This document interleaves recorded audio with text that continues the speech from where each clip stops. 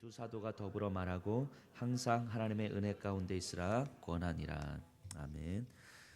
사도 바울과 일행이 1차 전도 여행을 다니고 있습니다. 그러다가 비시디아 안디옥에 이르렀습니다. 어제 본문에서 보셨겠지만 바울이 하나님의 구속의 역사를 쭉 설명합니다. 창세기로부터 시작해서 사사기, 사무엘상 그리고 그 이후 선지자들의 역사까지 구약 성경에 나타난 하나님의 구속의 역사를 쭉 설명하는데요. 아마 하나님의 구속의 역사를 바울의 설교를 통해서 보건대 굉장히 우연적이고 일시적인 사건들의 연속이 아니라 매우 하나님의 주권에 의해서 점진적으로 이루어지는 과정이었음을 봅니다. 그래서 하나님께서 한 사람을 택하시고 또 세우고 폐하시고 하는 과정을 통해서 하나님께서 다 간섭하시고 하나님의 주권, 하나님의 뜻에 따라서 역사를 움직여 가시는데 이것이 하나의 방향성을 향해서 흘러가더라 하는 거죠. 그리고 그 방향성의 정점에 누가 있냐면 바로 예수 그리스도가 있었음을 사도 바울이 쭉 설명을 했습니다. 그리고 그 예수 그리스도의 죽음과 부활에 대해서 설교를 했고요. 그리고 그 구속의 역사를 근거로 해서 오늘 본문에서는 사도 바울이 복음에 대해서 선포하기 시작합니다. 32절에 보면요. 우리도 조상들에게 주신 약속을 너희에게 전파하노니. 조상들에게 주신 약속을 너희에게 전파하노니. 이 조상들에게 주신 약속은 1500여 년 전부터 하나님께서 주구장창 자신의 주권에 의해서 역사를 만들어 가시면서 주셨던 약속이에요. 하나님의 자녀에 대한 약속이고 영원한 생명에 대한 약속이었죠. 그리고 그 약속을 하나님께서 어떻게 주셨고 그 약속에 대해서 너희들의 조상은 어떻게 반응했었는지를 이 앞부분에서 사도 바울이 쭉 설명한 거란 말이죠. 즉 하나님께서 동일한 약속을 너희 조상들에게 주셨고 너희 조상들은 그 하나님의 약속을 받지 못했다라고 하는 것이 이 앞부분의 쭉 설명이었고 그럼에도 하나님은 하나님의 주권에 의해서 그 약속을 이루시는 과정으로 이 너희들의 역사를 쭉 이 세상의 역사를 쭉 이끌어 왔다. 그리고 그 약속을 지금 내가 너희에게도 전파하니 이렇게 이야기합니다. 너희 조상들에게 1500여 년 전부터 주셨던 그 약속, 하지만 너희 조상들이 받아들이지 못했던 그 약속, 그럼에도 불구하고 우리 주님께서는 여전히 주님의 당신의 주권을 가지고 쭉 끌고 오셔서 성취를 이루셨던 그 약속을 지금 너희들에게도 선포하니 이 얘기를 하고 있는 것입니다. 곧 하나님이 예수를 일으키사 우리 자녀들에게 이 약속을 이루게 하셨다 함이라. 곧 예수를 일으켜서 예수 그리스도 예수님을 부활시키시사 죽음 가운데 십자가의 죽음 가운데 내놓으셨고 그리고 십자가의 죽음에서 죽음의 권세 아래 놔두지 아니하시고 다시 하나님의 생명으로 다시 살리시사 예수를 일으키시사 우리 자녀들에게 이 약속을 하나님의 자녀됨과 영원한 생명에 대한 약속을 이루게 하셨다 함이라. 즉 예수님의 부활은 하나님께서 자신의 백성들을 향한 언약의 성취라고 이야기를 하는 것입니다. 예수님의 부활을 통하여서 이 약속을 이루셨다라고 하는 예수님의 부활은 하나님의 언약의 성취다라고 이야기합니다. 그래서 이하에서는 시편과 이사야와 또 시편의 말씀을 인용하면서 이 예수님은 부활하실 수밖에 없도록 하나님께서 너희 조상들에게도 약속하셨고 너희 조상들도 익히 이것을 예언하고 있었다라고 이야기를 합니다. 그러면서 시편 둘째 편에 시편 2편이죠. 기록한 바와 같이 너는 내 아들이라 오늘 너를 낳았다 하셨고 다윗의 입을 통하여 선포한 내용입니다. 너는 내 아들이라 오늘 내가 너를 낳았다. 내 아들이라고 선포한 하나님의 아들이라고 선포된 이 사람이 다윗의 입을 통해서 선포된 이 사람은 다윗이 아니라 다윗의 후손으로 날 누군가였었는데 이것이 바로 예수 그리스도의 부활을 통하여서 성취되었다. 즉 이 예수가 바로 하나님의 아들이라고 선포된 그 다윗의 후손이다라고 이야기를 합니다. 다윗의 입을 통하여서 이미 예언되었다. 그리고 34절에 또 하나님께서 죽은 자 가운데서 그를 일으키사 다시 썩음을 당하지 않게 하실 것을 가르쳐 이르시되 내가 다윗의 거룩하고 미쁜 은사를 너에게 주리라 하셨으니 죽은 자 가운데서 그를 일으키사 다시 썩음을 당하지 않게 하실 것. 자, 죽은 자 가운데서 일으키사 죽음 가운데 썩은 가운데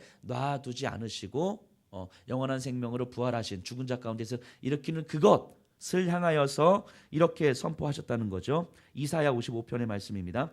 다윗의 거룩하고 미쁜 은사를 너에게 주리라 하셨으니, 다윗의 거룩하고 미쁜 은사, 하나님의 마음에 합한 것의 영원성을 이야기하는데요. 자, 이것이 뭐냐면 죽은 자 가운데서 일으키고 다시 썩음을 당하지 않게 하실 것이라는 거예요. 그게 뭡니까? 예수 그리스도의 부활을 통하여서 성취되었다는 거죠. 즉 이사야 선지자의 입술을 통하여서도 예수님의 부활은 이미 예언되어 있었다라고 이야기를 하고요.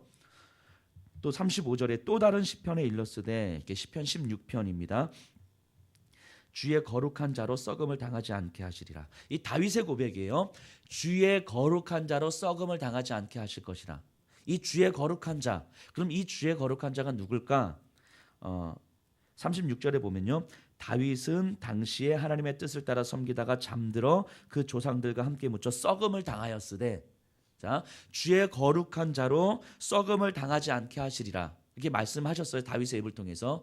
그럼 이 주의 거룩한 자가 바로 다윗이겠는가? 근데 바로 그 다음에 뭐라고 이야기하냐면, 다윗은 잠들었고 썩음을 당하였으되, 그럼 이 주의 거룩한 자는 다윗이 아니란 이야기죠. 다윗이 아니에요. 다윗은 썩음을 당하였다고 이야기를 하니까.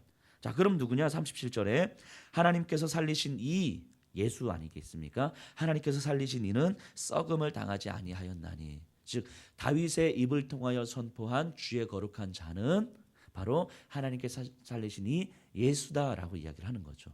즉 여기서 33절로부터 37절까지 사도 바울이 쭉 설명하고 있는 내용은 결국 시편과 이사야, 즉 유대인들에게 익숙한, 그들이 이미 알고 있고 들었고 또 고백했던 다윗의 고백들과 이사야의 고백을 통하여 보건대, 예수의 부활은 이미 구약으로부터 너희들이 알고 있었던 하나님의 율법과 선지자의 글, 그래서 이미 예언되어 있었던 것이고, 하나님은 그 예언을 구약의 역사를 통해서 쭉 이루어져 가고 있었고 그것을 성취하셨다라고 이야기를 하는 거죠.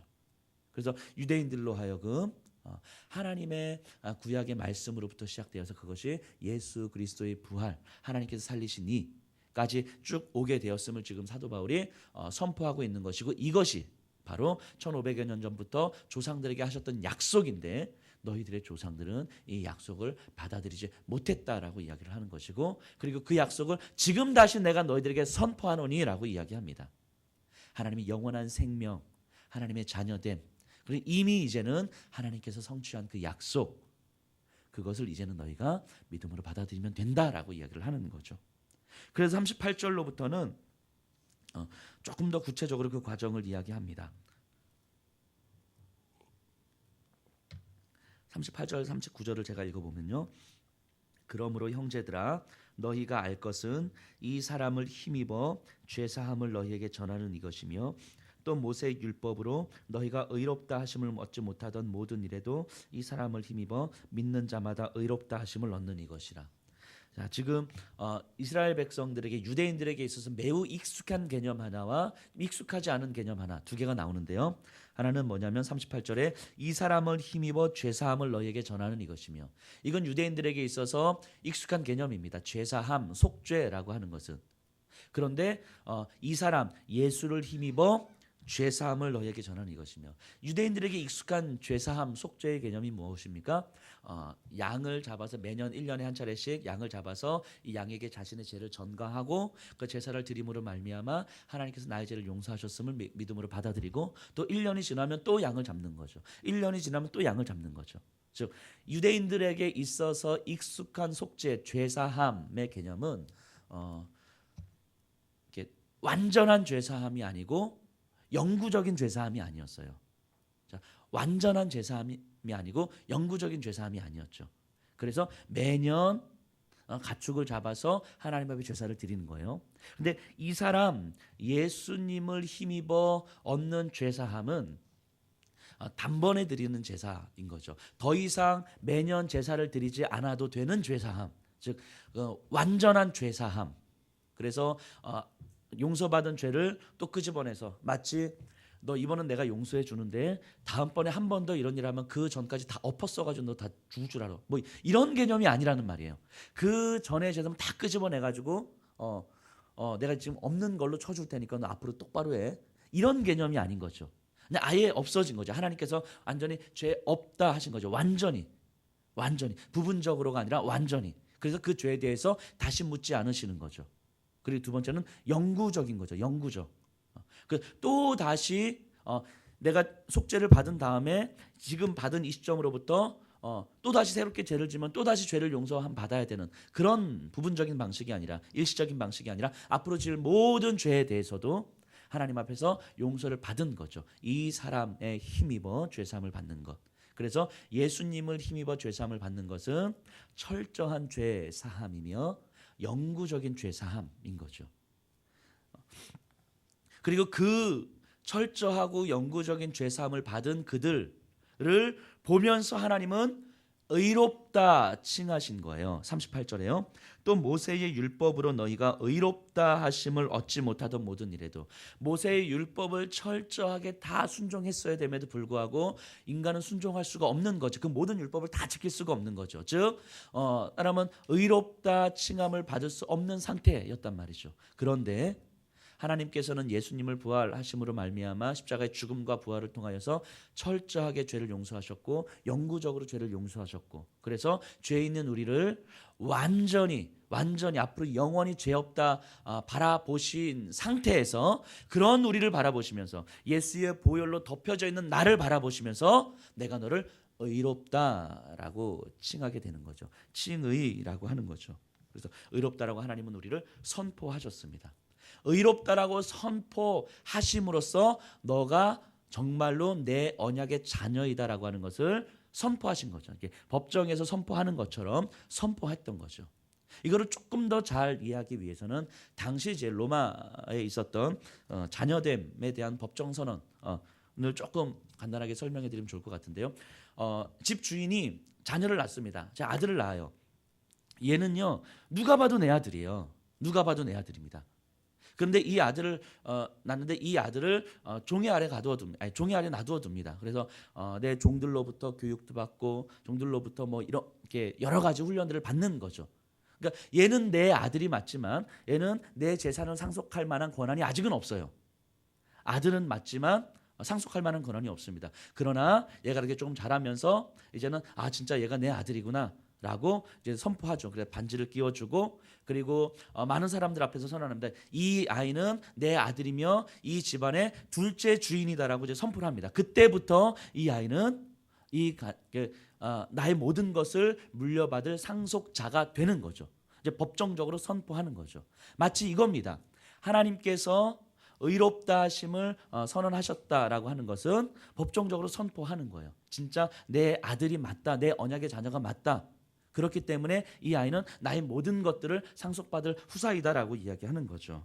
그래서 사도 바울 선생님이 이야기하는 것처럼 자녀이면 또한 상속자요 곧 하나님의 상속자가 되어 라고 선포하시고요.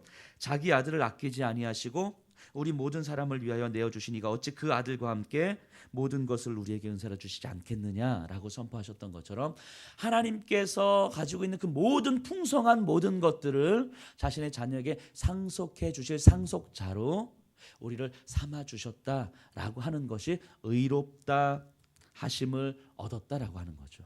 의롭다 하심을 얻었다.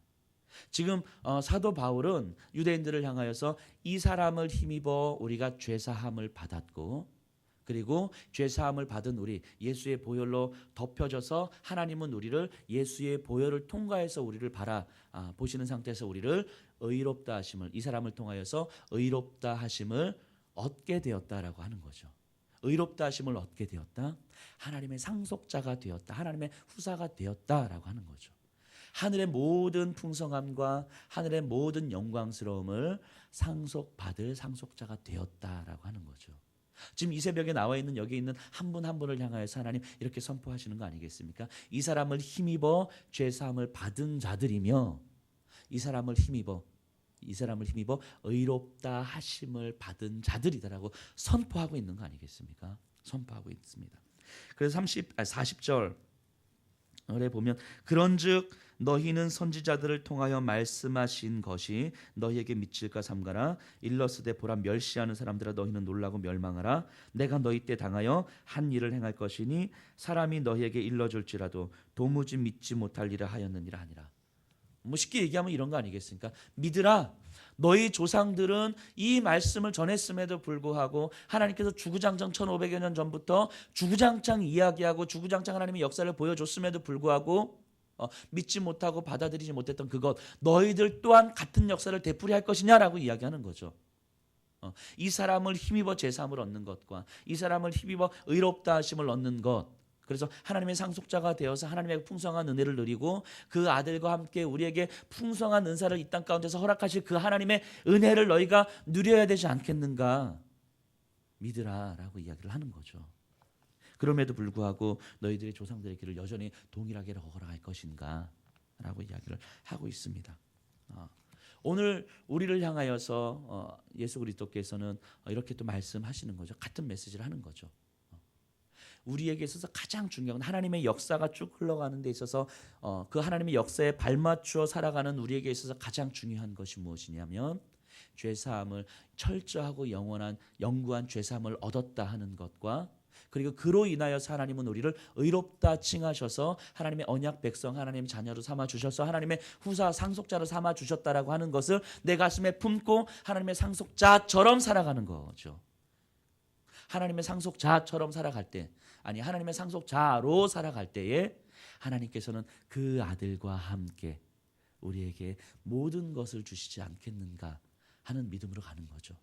모든 것을 이미 허락받았고 하나님 나라의 모든 풍성함을 이미 허락받았고 그래서 그 모든 풍성함을 소망하며 또 모든 풍성함을 이 땅 가운데 누리며 살아가는 우리가 이 작은 것들 하나 때문에 우리의 생각을 다 빼앗기고 이 작은 것들 하나 때문에 우리의 마음을 다 빼앗기고 염려와 불안함으로 우리의 마음을 가득 채우고 그리고 전전긍긍하면서 살아가는 그 모습을 아버지 되신 하나님이 바라보면서 얼마나 마음 아파하실까를 하나님의 마음을 헤아리면서 이 땅을 살아가야 되는 거 아니겠습니까?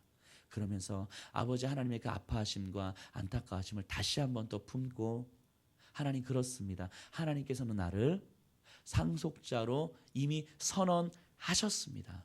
이미 선언하셨습니다. 천사들에게 선언하셨고 이 세상 권력자들 가운데 선언하셨고 이 세상의 모든 피조물들 가운데 하나님은 선언하셨습니다. 내가 하나님의 후사이자 상속자라는 것을 선언하셨습니다. 그렇기 때문에 이 세상의 천사들이나 사망이나 권세나 현재일이나 장래일이나 능력이나 기쁨이나 높음이나 이 세상의 그 어떤 피조물도 하나님의 상속자 됨에 대해서 우리를 끊어낼 수 없는 것입니다. 왜냐하면 하나님께서 우리를 이 모든 피조 세계 가운데 천상의 세계 가운데 하나님의 상속자임을 선언하셨기 때문입니다. 그 선언됨을 믿고 살아가는 것이 오늘을 살아가는 우리의 모습이어야 되지 않겠습니까? 이 설명할 수 없는 믿지 못할 어마어마한 놀라운 은혜가 우리의 삶 속에서 저와 여기 계신 분들의 삶 속에서 이루어진 거예요. 그런데 마음 아픈 건 이미 이루어진 이 하나님의 은혜가 그래서 이 세상의 그 모든 피조물이 모든 천사들이라도 우리를 감히 건들 수 없고 감히 해할 수 없는 존재가 된 우리가 하나님의 상속자가 되어서 비단 옷을 입고 아버지의 반지를 끼고 그렇게 살아가야 될 우리가 여전히 이 비단 옷을 진흙탕 속에서 뒹굴면서 더럽힌 채 살아가는 삶을 살아간다면 우리 아버지께서 얼마나 마음이 아프시겠습니까?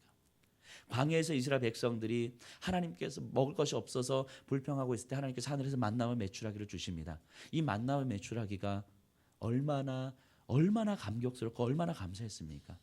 근데 광야 생활 지나 가운데 이스라엘 백성들이 뭐라고 고백하는지 아십니까? 민수기 21장 5절에 보면 그들이 이렇게 고백합니다. 이곳 광야에서는 먹을 것도 없고 물도 없도다. 우리 마음이 이 하찮은 음식을 싫어하며. 놀랍죠. 이 만나와 메추라기를 보고 이스라엘 백성들이 광야에서 이렇게 이야기합니다. 이 하찮은 음식을 싫어하며. 하나님의 놀라운 은혜와 하나님의 놀라운 선물이었던 그 만나와 메추라기를 보고 이 하찮은 음식을 싫어하며. 이게 이스라엘 백성들의 모습이었어요. 우리의 삶은 어떠합니까? 하나님께서 그 어떤 피조물도 감히 감히 해야 할 수 없는 놀라운 은혜, 하나님의 상속자됨과 후사됨의 놀라운 은혜를 우리에게 허락하셨는데 어느 순간 우리는 이것을 이 하찮은 음식을 싫어하며 하찮은 음식처럼 여겨지지 않습니까? 내 눈앞에 있는 환경과 상황 속에서 하나님의 상속자됨은 아무 의미 없는 그냥 작은 어떤 것 하나, 내가 걸어가야 될 진로와 내가 앞으로 해야 될 어떤 비전과 아니면 내가 앞으로 걸어가야 될 그 험난한 길들 앞에서는 하나님의 상속자 되었다라고 하는 것은 나에게는 크게 의미 있게 작용하지 않는 그것, 이 하찮은 음식을 싫어하며 우리에게 있어서 하나님 앞에서 의롭다 되었다라고 하시는 이 은혜가 혹여라도 하찮은 음식처럼 여겨지는 것은 아닙니까?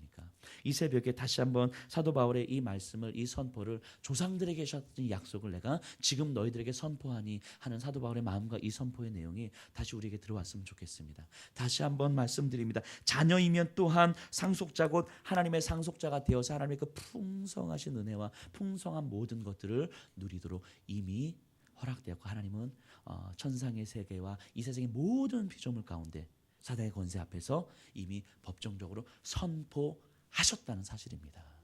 선포받은 우리, 하나님의 비단 옷을 입고 왕의 아버지의 반지를 끼고 살아가야 될 우리입니다. 오늘 하루 우리 남은 평생 속에서 그 은혜를, 의롭다함을 얻은 그 은혜를 누리시는 우리의 삶이 되기를 간절하게 소원합니다. 기도하도록 하겠습니다. 하나님,